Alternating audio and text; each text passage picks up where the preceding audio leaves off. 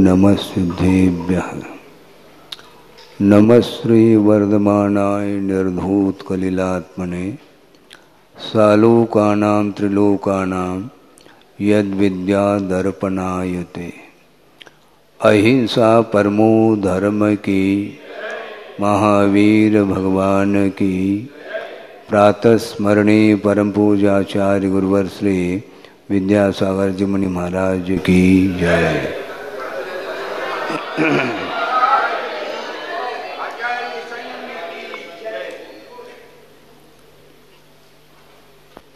कर्म के उदय से व्याधि आ जाती है और उस रोग का, व्याधि का निष्कासन भी औषधोपचार के माध्यम से हो जाता है। निष्कासन महत्वपूर्ण नहीं है, बहुत जल्दी वह रोग से मुक्त हो सकता है, किंतु रोग जो आया है वह किस द्वार से आया है इसका परीक्षण हमें करना है।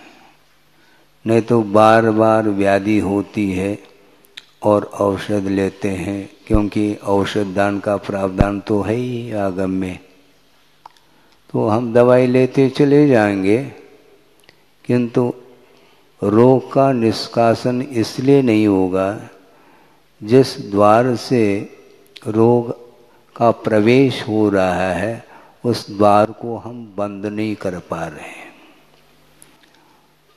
दवाई बिल्कुल अच्छी क्वालिटी की दवाई है, डॉक्टर भी अच्छा है, दवाई भी बिल्कुल रामबाण है, लेकिन पथ्य का पालन भी उसके साथ होना आवश्यक है।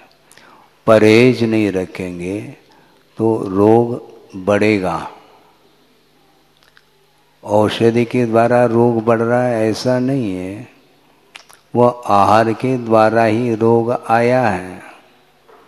आहार के अलावा और बहुत सारे निमित्त हो सकते हैं, निमित्तों की ओर ध्यान देने की आवश्यकता है। उसी प्रकार मोक्ष मार्ग में भी कर्मों का आश्रव निरंतर होता रहता है, किंतु वह आश्रव अपने आप नहीं होता। अपने आप आश्रव नहीं होता, अपने आप बंद नहीं होता। यदि अपने आप आश्रव हो जाए तो अपने आप ही आश्रव का रुकना भी हो जाएगा। फिर आश्रव निरोध संवर ऐसे सूत्र बनाने की क्या आवश्यकता है, किंतु ऐसा नहीं है। आश्रव होता है वह बुद्धिपूर्वक भी होता है और अबुद्धिपूर्वक भी आश्रव होता है। अबुद्धिपूर्वक जो आश्रव है उसको रोकने का प्रावधान अलग है, उसको पुरुषार्थ के माध्यम से नहीं रोका जाता, वह ऑटोमेटिक रुक जाता है। वह कब रुकता है, कहाँ रुकता है, इसकी चर्चा हम बाद में करेंगे। अभी बुद्धिपूर्वक जो आश्रव अथवा बंद हो रहा है उस बंद की परंपरा को रोकना है क्या नहीं? रोकना है तो बंद जो हो रहा है वह बिना हेतु के संभव नहीं है। बिना हेतु के बंद हो जाए तो आचार्य उमा स्वामी महाराज अष्टम अध्याय में प्रथम सूत्र दे रहे हैं, उसकी कोई आवश्यकता नहीं। मिथ्या दर्शना है, विरति प्रमाद कषाय योगा बंध हेतवः, ये बंध के लिए हेतु हैं। इन्हें इससे स्पष्ट हुआ कि बिना कारण के बंध होता नहीं, तो पहले कारण की ओर ध्यान देने की आवश्यकता है। तो शुभ और अशुभ आश्रव होता है अथवा पुण्य और पाप का आश्रव होता है, तो उसके लिए मन वचन काय की कुछ ऐसी चेष्टाएं हैं जिन चेष्टाओं के माध्यम से पाप का आश्रव होता है, और ठीक इसके विपरीत कुछ आत्मगत उज्ज्वल परिणाम होते हैं, पवित्र परिणाम होते हैं, जिनके फलस्वरूप पुण्य का भी आश्रव होता है। तो क्रम है। गुरुदेव का ये कहना है कि कर्म का जो आश्रव होता है उसकी निर्जरा हमें करनी है, किंतु वह क्रम से निर्जरा होगी। पाप कर्म की निर्जरा और पुण्य कर्म की निर्जरा, इसमें क्रम है। पाप पहला मिटता है, दोहा याद है आपको? पाप प्रथम मिटता, प्रथम तजो पुण्य फल भोग। क्या कहा? पाप प्रथम मिटता, प्रथम तजो पुण्य फल भोग, पुनः पुण्य मिटता धरो आत्म निर्मल योग। ये दोहा गुरुदेव ने सामने रखा है। पाप प्रथम मिटता, पाप का बंध हुआ है तो पाप का क्षय पहला होगा, फिर बाद में पुण्य का क्षय होगा। और मोक्ष मार्ग में पुण्य बाधक नहीं है। कुछ लोगों की धारणा हो सकती है, स्वाध्यायशील होते हुए भी इस विषय से वह अनभिज्ञ रहे हैं। उन्हें ज्ञात कर लेना चाहिए कि पाप का क्षय और पुण्य का क्षय करना है, और पाप और पुण्य ये दोनों इक्वल है, दोनों समान हैं। और कहा भी है आगम ग्रंथों में, अध्यात्म में, कुंद कुंद देव ने कहा, चाहे वह लोहे की बेड़ी हो चाहे स्वर्ण की बेड़ी हो, तो बेड़ी तो बेड़ी है, बंधन तो बंधन है। और बंधन किसको इष्ट है? संसार से मुक्त होना चाहता है प्रत्येक संसारी प्राणी, इसलिए हम बंधन से मुक्त होना चाहते हैं महाराज। इसलिए चाहे वह पाप हो चाहे पुण्य हो, दोनों को एक तराजू में तोल देते हैं, वो ठीक नहीं माना जाता।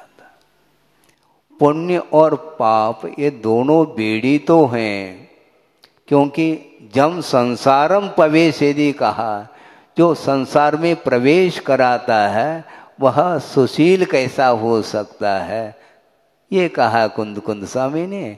और उस गाथा को आप लोग भी लेकर के बैठ गए, तो क्या हुआ? अनर्थ तो होगा।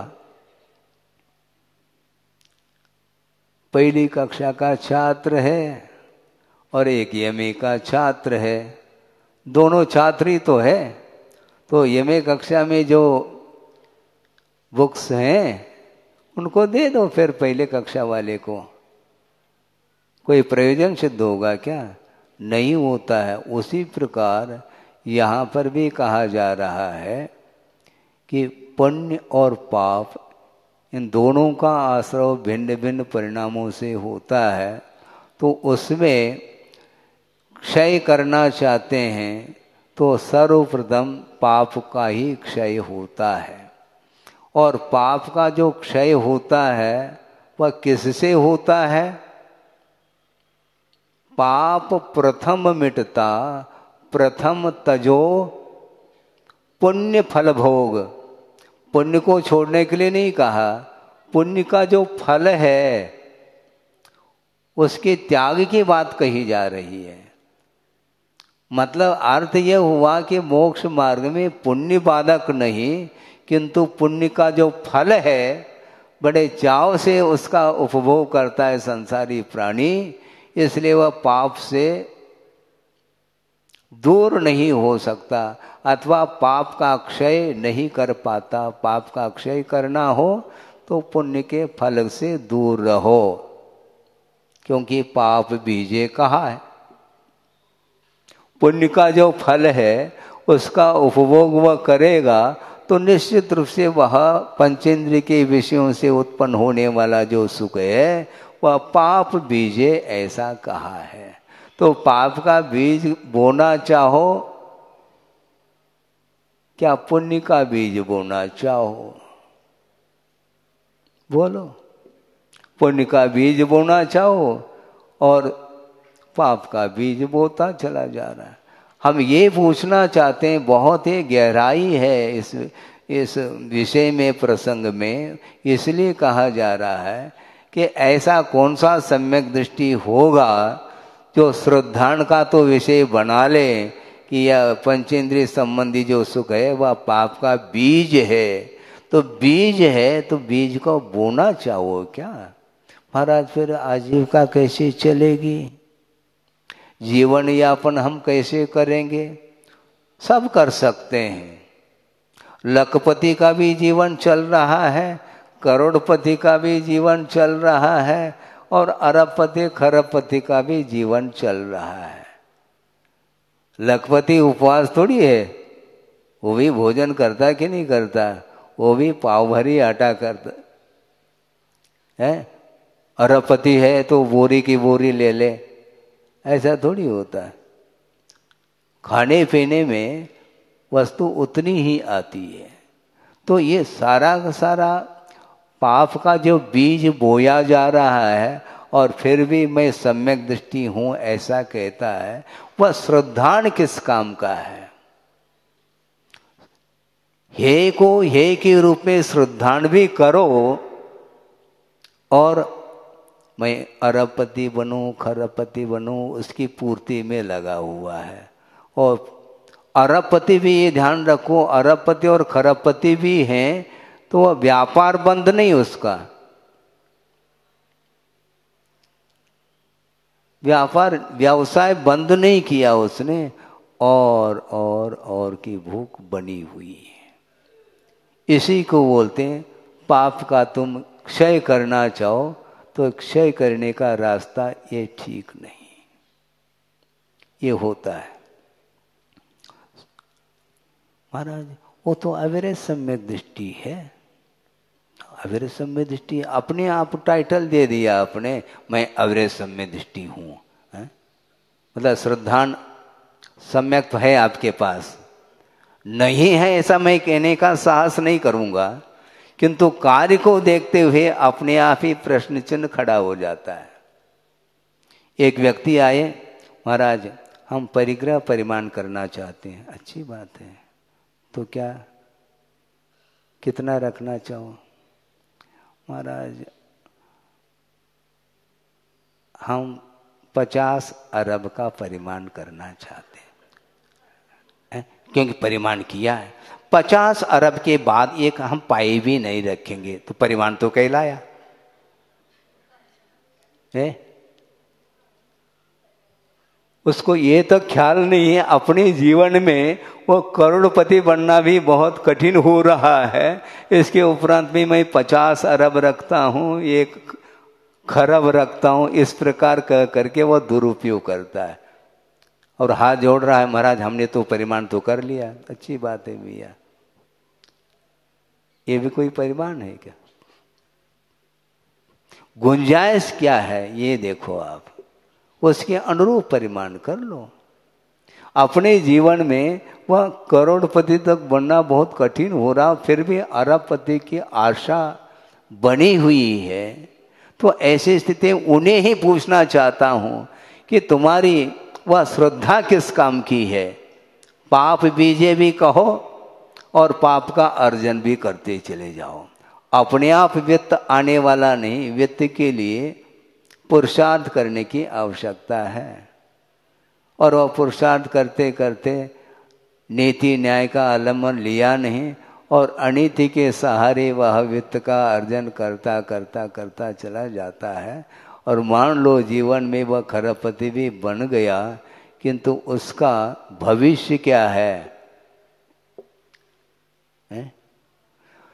वर्तमान का जो जीवन जीने का जो उसकी जो शैली है, उसके माध्यम से ही भविष्य सामने आ जाता है। भविष्य की चिंता मत करो, वर्तमान में मैं क्या कार्य कर रहा हूँ, कितना उपयुक्त है, इसको ध्यान में रखो। गुरुदेव ने ये कहा था, कई बार कहा उन्होंने, अत्यधिक यदि मान लो हिंसा अथवा पाप हो जाता है तो वह अनावश्यक वित्त का जो संग्रह है, संकलन है, उसके माध्यम से ही हिंसा बढ़ती चली जाती है। इसलिए बहुत आरंभ और बहुत परिग्रह ये ठीक नहीं है, क्योंकि जो पाप अर्जित पाप है, अज्ञान दशा में जो अर्जित पाप है और वर्तमान में भी जो पाप का अर्जन हो रहा है, इन सब का प्रक्षालन करना है तो पुण्य करने की आवश्यकता है। और आपकी धारणा बन गई पाप और पुण्य दोनों इक्वल है, तो करोगे क्या आप? दोनों एक नहीं। शुद्धोपयोग की दृष्टि में शुद्धोपयोग के साथ यदि शुभोपयोग की तुलना करते हैं तो वह समय अशुभोपयोग के समान शुभोपयोग है, ऐसा कहा गया है। किसके लिए कहा? श्रमणों के लिए कहा गया। किंतु गृहस्थ अवस्था में शुद्धोपयोग की भूमिका नहीं बन सकती है, इसलिए शुभोपयोग के माध्यम से ही वह पाप का क्षय कर सकता है, करना चाहिए। क्योंकि गुरुदेव ने ये कहा कि पाप मल है, पाप मल है और पुण्य जल है। मल का प्रक्षालन मल के द्वारा, सोचो, संभव है? संभव नहीं। मल का प्रक्षालन, उसको धोना है तो स्वच्छ जल के माध्यम से ही धोया जाता है। इतना भी यदि ज्ञान नहीं है तो उसके लिए उपदेश हम दे नहीं पाएंगे, पक्की बात है।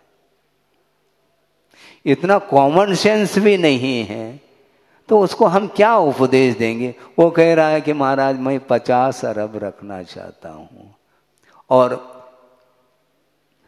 परिमाण भी कर लिया, तो हम भी अनुवृत्ति के श्रेणी में आ गए। अरे तो अनुवृत्ति के श्रेणी में क्यों? तुम सिद्धों के श्रेणी में आ जाओ ना, क्या हमें बाधा थोड़ी है? आपको श्रेणी में ही आना है, तो इस ढंग से थोड़ी आपको श्रेणी में बिठाया जा सकता है। बेहतर परिणाम कैसे हैं आपके, ये सोचो समझो। लेकिन बात समझ में नहीं आती। और श्रद्धान, हमारा श्रद्धान अटूट श्रद्धान है। किसके ऊपर है आप जानो, आपका काम जानो। अटूट श्रद्धान विषयों के प्रति है, मोक्ष मार्ग के प्रति श्रद्धान होना चाहिए। भगवान की क्या आज्ञा है? भगवान यही आज्ञा दी है? उन्होंने क्या आज्ञा दी मुझे बताओ आप। भगवान ने जोड़ने की आज्ञा नहीं दी, त्याग की आज्ञा दी है उन्होंने। जोड़ना चाहो तो ये आपका काम है। गृहस्थ है, परिवार है और जीवन यापन करने के लिए अर्थ की आवश्यकता है। ये बिना आज्ञा से भी संसार चलता रहता है, चलता नहीं दौड़ता है, ये ध्यान रखो। उसमें आज्ञा की कोई आवश्यकता नहीं है। किंतु धर्म की ओर मोड़ने के लिए उपदेश की आवश्यकता पड़ती है। दुकान मकान खोलने के लिए उपदेश की आवश्यकता नहीं। किसी ने कहा, अभी विहार करते आ रहे थे, कि महाराज उधर भी तो देखो, ये फैक्ट्री है हमारी, उसके लिए आशीर्वाद दे दो महाराज। हमने कहा फैक्ट्री ने नमस्ते किया क्या? फैक्ट्री के लिए मैं आशीर्वाद दे दूं? वो नमस्ते कर ले, हम बाद में सोचते हैं। ये सब क्या है? सांसारिक कार्यों के लिए आरंभ परिग्रह आदि के क्षेत्र में मैं आशीर्वाद दे दूं तो सबसे ज्यादा तो बंद मुझे होगा, क्योंकि समर्थन हमने किया है। पाप का समर्थन हम नहीं कर सकते, ये पक्की बात है। हाँ, त्याग का समर्थन कर सकते हैं। ये कह सकते हैं इस प्रकार का व्यापार तुम्हें नहीं करना चाहिए, इस प्रकार का व्यापार नहीं करना चाहिए, आदि आदि। फिर कौन सा करूं महाराज? ये नहीं करना, बाकी तुम्हारा विषय है।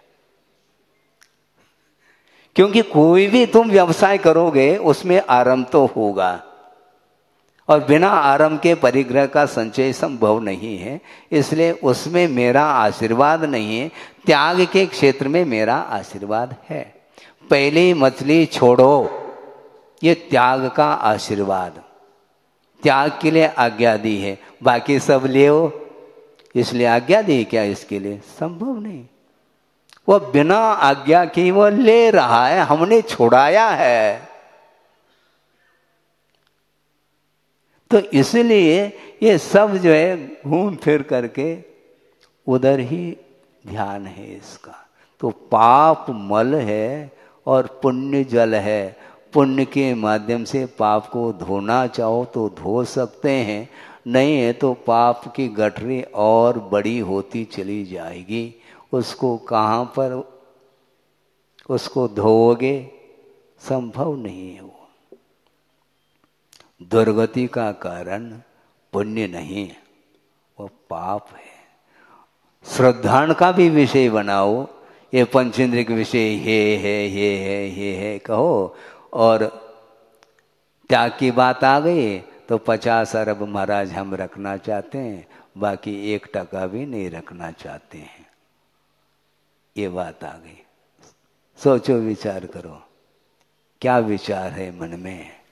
विषयों के प्रति आसक्ति दूर नहीं होती है। इसलिए अपने को पुण्य का संचय करना है, और साथ से पुण्य का संचय करने के लिए आचार्य कहते हैं ये अवसर है। साथ से पुण्य का अर्जन देव गति में भी संभव नहीं, ये ध्यान रखो। हाँ, देव गति में भी संभव नहीं, क्योंकि प्रारंभ यहीं पर करता है। तीर्थंकर प्रकृति का बंध का जो प्रारंभक होता है, प्रस्तापक होता है, वह कर्म भूमि का मनुष्य ही होता है, पुरुष ही होता है। ये कहा है। और यहाँ पर बंद करने के उपरांत निरंतर वहाँ पर देवगति में भी तीर्थंकर प्रकृति का बंध वह कर रहा होता है, किंतु प्रारंभ किसने किया? मनुष्य पर्याय में ही संभव है। इसलिए मनुष्य पर्याय मिली है और सागरोपम आयु है नहीं। इसलिए जितनी आयु है उतने में ही अपने को प्रतिक्षण साथ से पुण्य संचय करने की कला आनी चाहिए। प्रवचन कला तो आ सकती है, किंतु साथ से पुण्य संचय करने की कला बहुत कठिन है। यूं खेल नहीं है, क्योंकि वह बिना त्याग के संभव नहीं। हाँ, त्याग अनिवार्य है। इसलिए पाप प्रथम मिटता किससे? प्रथम तजो पुण्य फल भो। सर्वप्रथम पुण्य के फल को छोड़ोगे तो पाप मिटेगा, नहीं है तो मिटने वाला नहीं है। ताले में बंद करके रखा है किसको? पुण्य के फल को। पुण्य के फल को ताले में बंद किया है। हाँ, तो पुण्य का संचय होगा क्या? उसको छोड़ो, पुण्य के फल को छोड़ो। पूरा ही छोड़ दे महाराज, तुम्हारी इच्छा है, कोई दिक्कत नहीं हमें, लेकिन पूरा न छोड़ सको, जितना आवश्यक है उतना रख लो। अननेसेसरी ठीक नहीं, अनावश्यक ठीक नहीं। आवश्यक है तो ठीक है। गृहस्थ है तो परिग्रह रखता है, रखेगा वो, क्योंकि सागार है। मान लो उसमें से प्रसंग बना लेते हैं, वस्त्र है, वस्त्र की आवश्यकता है, बिल्कुल ठीक है। एक बार में कितनी जोड़ी पहनते हैं? एक ही है ना। फिर रखा कितने? 10 जोड़ी, 20 जोड़ी, 25 जोड़ी, 50 जोड़ी है, 500। अच्छा, तो इतनी जो जोड़ी हैं वो कब नंबर आएगा? नहीं महाराज, प्रतिदिन हम 4-5 बार बदल देते हैं तो हो जाता है। क्या आवश्यक है? ये आवश्यक है नहीं। दूसरी बात, ये तो क्वांटिटी की बात हो गई। अब क्वालिटी की बात कर लो। आप वस्त्र लाठा भी पहन लो तो भी शरीर की रक्षा होगी, और मलमल भी पहनो तो भी होगी। तो ये मलमल की क्या है? हाथ क्यों मल रहे हो? मलमल सुपर क्वालिटी का वस्त्र चाहिए, एक क्लास, उसमें समझौता नहीं। ये आवश्यक है? नहीं है। श्रद्धान क्या है? श्रद्धान विषय है महाराज। श्रद्धान विषय जो है, श्रद्धान में क्या है? पंचेंद्र के विषय हे है। जब हे है तो अच्छी क्वालिटी का क्यों लेते हो आप? हे जब हे ही है तो ये चयन क्यों? ये चयन पद्धति, चुनाव क्यों है? बहुत कठिन होता है महाराज। आप सभी खोलना चाह रहे हैं, क्या खोल नहीं रहे हैं? खुला हुआ है, खोल नहीं रहे हम। जो खुला हुआ है वह बिल्कुल सबको ज्ञात है, लेकिन वह छूटता नहीं है। इसी को बोलते हैं आसक्ति विषयों के प्रति। और इसकी पूर्ति के लिए वह वित्त का संचय निरंतर कर रहा है। एक गरीब है, वह भी पहन लेता है, उसके पास वस्त्र नहीं ऐसा नहीं, वह भी पहन लेता है, पर्याप्त है। मर्यादा के लिए वस्त्र की आवश्यकता है, हो गया काम। तो लट्ठा नहीं पहन सकते।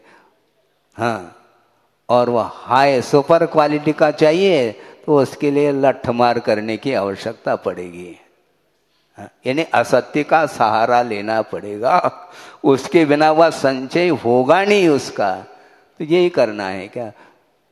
जीवन भर इस प्रकार करके वह पाप का अर्जन करता है। अपने लिए करता है, अपने पुत्र आदि के लिए करता है, मित्र आदि के लिए भी करता है। तो आचार्य कहते हैं, मित्र पुत्र कलत्रादि कृते कर्म करोत्ययम या तस्य फलमेकाकी भुंक्ते स्वभ्रादिषु स्वयं। ऐसा कहा। दुर्गति में जाएगा वो, जिसने कमाया है वही जा रहा है ऐसा नहीं, वो तो जाता ही है। जिसने नहीं कमाया है वो भी जा सकता है। संभव है जिसने नहीं कमाया है वह न भी जाए, क्योंकि आसक्ति के साथ उसने उपभोग यदि नहीं किया है तो वह देवगति का भी पात्र बन सकता है, इसमें कोई बाधा नहीं। किंतु आसक्ति के साथ जिसने कमाया है, क्या आवश्यकता है? उपदेश सुनते समय तो एक दिन भी गैप नहीं होना चाहिए उपदेश के लिए। हाँ, भले ही 15 मिनट दे महाराज, आधा घंटा दे दो, लेकिन देना चाहिए। दे देंगे, लेकिन उसका उपयोग कहाँ हो रहा है? नहीं हो पा रहा है।